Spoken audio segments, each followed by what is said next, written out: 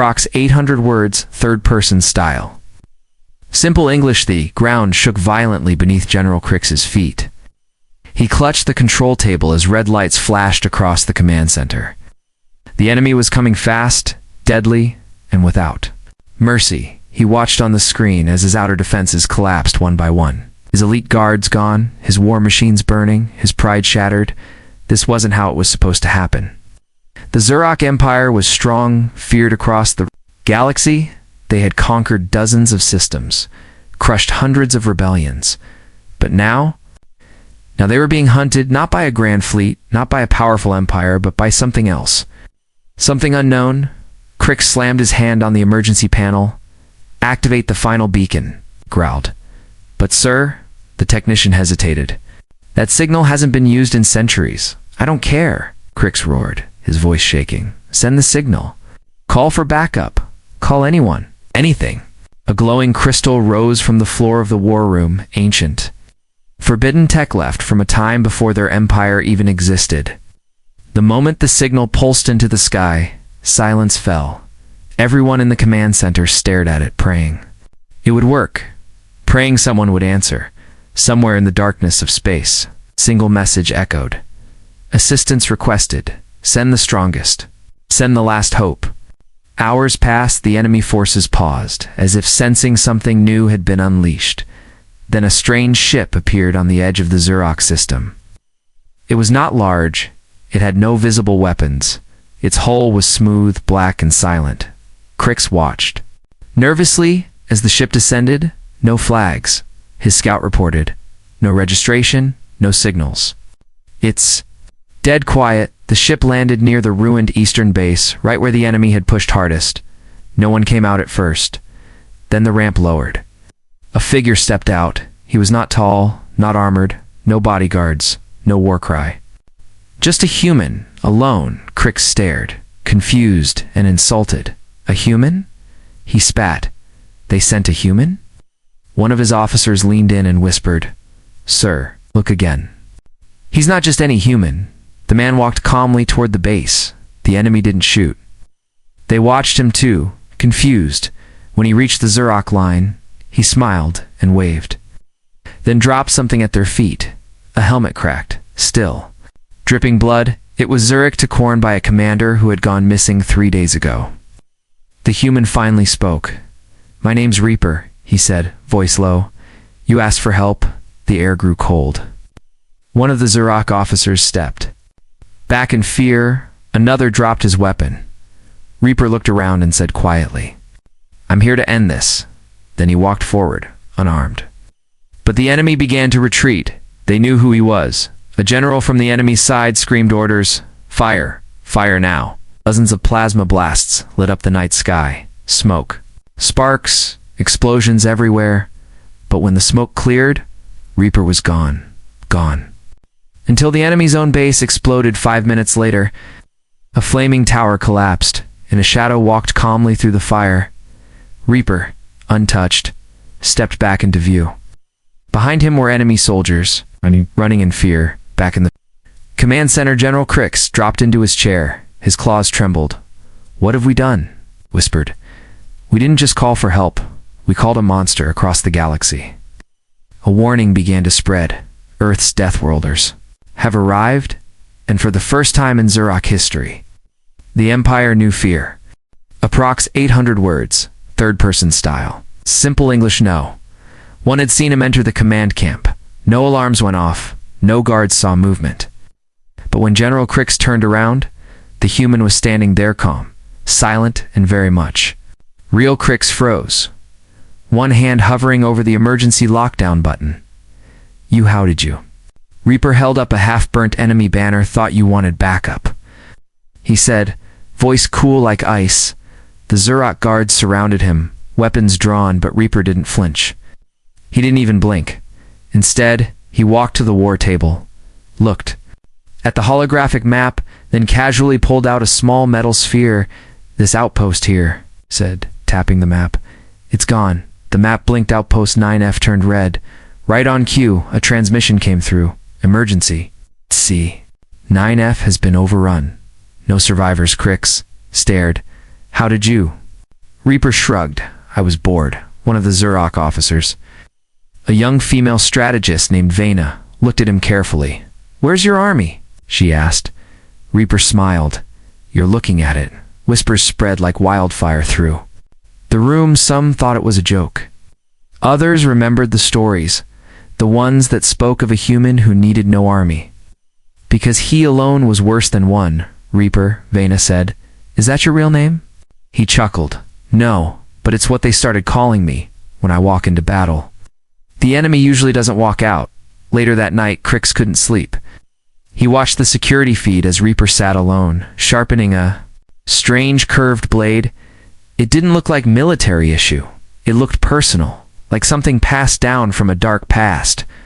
Crix opened a private line to the Galactic Council. You sent a human without clearance, he growled, the voice on. The other end was old, cold and blunt. No, it said. We didn't send him. He heard the signal and came on his own. Crix ended the call with a chill running through his veins. He looked back at the screen. Reaper was gone, vanished, like a shadow into the night. Hours later, explosions rocked the enemy's artillery nest. No warning, no survivors. Reaper returned by sunrise, walking casually into camp like nothing happened. His suit was scorched, but his face looked calm. Even bored, he sat down, poured himself Zurok tea, and said, You need to move your front line back. For clicks, why? Crix asked. Because the real enemy isn't your front, it's already behind you. He was right. Just as the reposition was completed, an ambush was caught and crushed. Reaper had predicted it without scanning, without drones, just instinct. Vena approached him later, alone. How do you know what they're going to do? He didn't look at her, just kept cleaning his weapon. Because I think like them. I grew up on Earth, and Earth doesn't teach you to survive. It forces you. She sat beside him. Quiet for a while, I read once. Earth is a death world. Reaper nodded slowly. We've got deserts that melt steel, oceans that swallow ships, and creatures that hunt for sport. And yet we thrive, Vena whispered. What kind of world creates something like you? Reaper looked at her, his eyes cold but strangely sad. A world that never loved us. So we learned to survive without it. The next day, Reaper led a counterattack not with soldiers, but with silence, fire, and confusion. He hacked the enemy's comms, redirected their drones, and made their own turrets shoot their troops. Within hours, 3 enemy bases fell, and the humans. Still just one. By now, the Zurok weren't just respecting Reaper. They were starting to fear him. Vena wasn't sure if he was their savior or their warning. One thing was now clear. This human wasn't here to play politics. He wasn't here to make friends. He was here to win, and heaven help anyone who stood in his way. Approx. 800 words, third-person style, simple English. The enemy patrol stumbled upon the message at dawn, burned into the hull of their own destroyed tank. Were just for words. I'm already behind you. They froze, weapons shaking, but it was already too late. The shadows moved. And the first soldier vanished with a scream by the time backup arrived. The only thing left was the message again, this time etched into armor. You called for help. Back at base, the Zurok command room was silent. General Crix reviewed dozens of battlefield recordings, but in every one of them, Reaper was never fully visible. Sometimes just a flash, sometimes just a gloved hand pulling an enemy out of sight. No footprints, no heat signature, as if he wasn't a man. But ghost? Is he even human? One officer whispered. No one answered. What Reaper brought was not just firepower. He brought psychological warfare. He hacked enemy frequencies, played human nursery rhymes right before striking. Old Earth lullabies echoed through enemy bunkers. As power cut out and doors slammed shut, soft child's voice would sing. Sleep, little soldier, sleep through the night. Reaper is coming, so don't try to fight. Entire squads deserted without ever seeing him. Enemy generals changed their tactics daily, but still lost. Because Reaper wasn't just reacting, he was predicting. He left strange traps not to kill but to confuse, weapons that fired once and then played music, mines that exploded with confetti before the real bomb went off. Every step the enemy took made them question if they were already dead. One Zurok scout who survived whispered before collapsing. He laughs. He laughs while we scream. Meanwhile, Reaper operated alone in enemy territory for days without support. He'd send Zurok messages every evening like a daily report. Sometimes it was coordinates, sometimes just one word. Done. General Crix grew more disturbed. He had fought wars his whole life, but nothing like this. This wasn't war. It was a hunt. And Reaper was the apex predator. Vena followed Reaper one night, keeping her distance. She expected a cold-blooded killer, but she saw something else. He stood at the edge of a cliff, talking to himself, his voice low, filled with sorrow. Do they even know why they fight? He whispered, then silence, then, I don't do this because I enjoy it. I do it because no one else can. Vena returned to base, confused. Was Reaper a monster, a broken soul who carried the weight of survival too long? One thing was clear. He was changing the battlefield without firing a single bullet. The enemy commanders started avoiding areas he was spotted. Troops turned and fled at rumors of his shadow. Their fear was now their greatest weakness, the Zurok called it the Reaper effect. Morale dropped 80% among enemy forces. Communication networks broke down from panic signals and ghost sightings. Tire platoons wasted days chasing illusions he left behind. General Crix ordered a review. How is he doing all this? One scientist replied, because humans don't follow patterns, Earth made them chaotic, unpredictable. Where we use logic, they use instinct, and Reaper's instinct was perfect. On the 5th day, Reaper returned to camp. His eyes were red, body bruised, uniform torn, but he said just 2 words. They're broken. When Crix asked for details, Reaper dropped a tablet. It showed the enemy's internal orders divided. Desperate, disorganized, leaders blaming each other, officers resigning mid-battle. All because of one man. That night, while others rested, Reaper stood outside.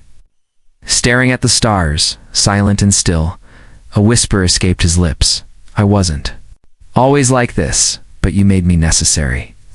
The Zurok Empire had one last card to play. His name was Zarn, the Unbroken, a war beast bred in darkness, forged in fire and crowned in blood. He had never lost a battle, not once in 50 campaigns. His armor was made from the bones of fallen champions. His 6 arms carried weapons carved from the cores of shattered worlds. When General Crix sent the call, Zarn did not ask questions. He only said, "Where is the human?" Word spread fast Zarn was coming. Even Zurak soldiers, once proud, felt a strange chill. The kind of fear that didn't come from weakness, but from knowing something ancient was about to awaken. Reaper said nothing. He stood at the edge of the camp sharpening his blade.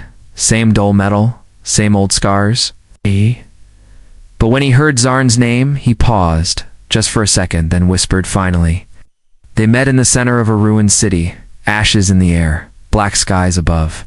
Both sides gathered, silent as stone, no weapons fired. This wasn't a battle, this was a duel. Zarn stood like a mountain. He grinned as he slammed his hammers into the ground. This will be fast, human. Reaper didn't respond. He just took off his coat. Beneath it was a strange armor, simple, ugly, but full of purpose.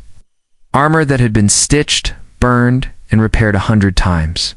The wind howled, then silence, then clash. Zarn struck with the force of a collapsing. Moon Reaper dodged. Barely, dust exploded. Metal screamed. A single spark lit the sky as their weapons kissed. The duel was brutal. Fists, steel, fire, and fury. Reaper was faster Zarn, stronger for every strike Reaper landed. Zarn landed 3, but the human didn't fall. Kept moving, bleeding, smiling. Zarn roared, "Why won't you die?" Reaper wiped the blood from his lip, "Because I already did." Then it happened so fast no one saw it. Reaper rolled under a swing, slashed upward, and stopped his blade right at Zarn's throat. The Zurak Titan stood frozen, breathing hard, muscles tensed. Reaper had won, not with brute force, but with patience, timing, and sheer will. "I could kill you now," Reaper said quietly, "but I want you to see something worse."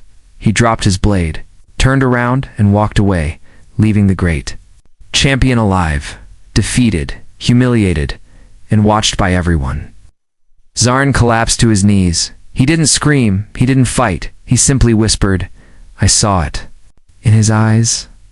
"What?" asked a nearby officer. Zarn's voice broke as he said, "He's not fighting to win. He's fighting because no one else will." That night, a strange shift moved through the Zerok ranks. Soldiers began lowering their weapons. Some defected quietly, others surrendered outright. They had seen what their best warrior could not defeat. And worse, what he had chosen not to destroy in the silence of that night. Vena found Reaper sitting alone again. This time, his hands trembled. He was trying to sew his uniform, but the needle slipped from his bloodied fingers. She knelt beside him. "You could have killed him," she said. He looked up slowly. "I wanted to," he whispered. "But then what would I become?" For the first time, she saw not a killer, not a legend, but a tired man. A man who carried too many ghosts. That was the turning point, not just for the war, but for the galaxy, because now everyone knew.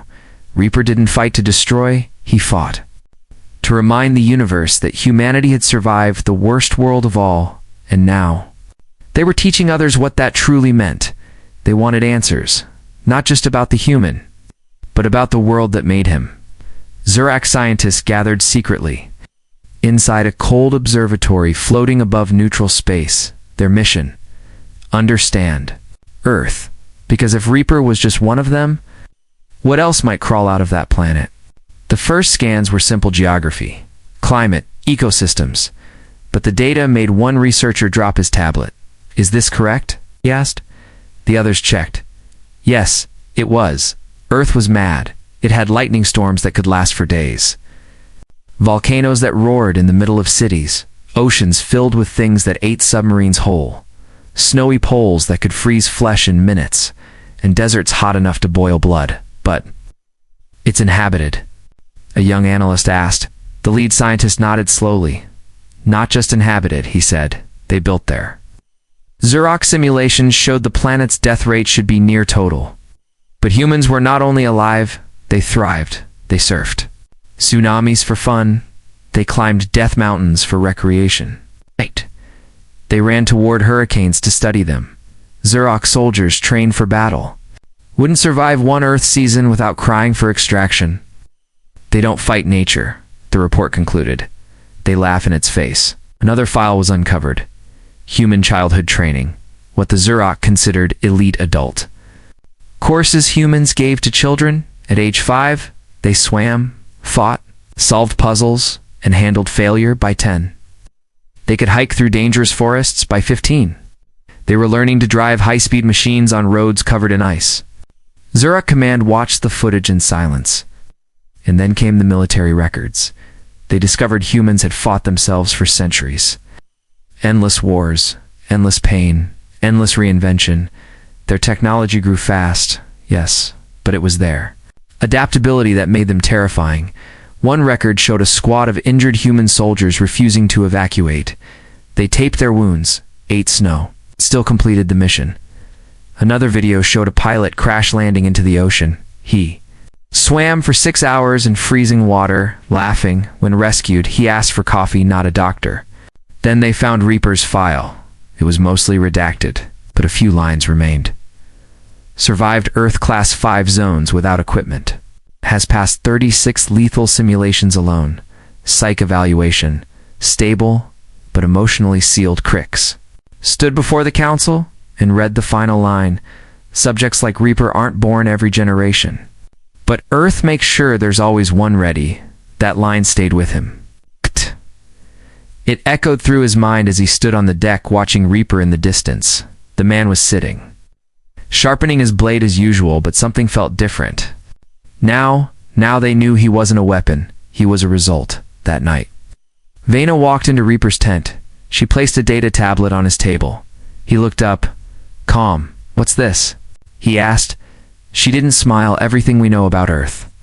He scrolled through the files quietly at the end. She asked, how do you live there? Reaper paused, then said, you don't. You survive it, and if it doesn't kill you. He looked her in the eye. You learn to survive anything. The council later debated whether to ban Earth from future calls for aid. One elder said, if one Deathworlder can break an army, What if they send 10 next time? Another replied, if Earth sends 10, it means someone's already made the worst mistake of their life. The final vote was not to ban Earth, but to never forget it, and to never ever provoke it. In every galactic textbook after that day, Earth was listed as Class Omega, not to be visited without consent, not to be engaged without backup, not to be ignored, because now the truth was clear. Earth was not just a death world, it was a forge and reaper, simply its latest blade. A Zurich war flag fell that morning, slow, heavy and silent. It did not burn, it was folded.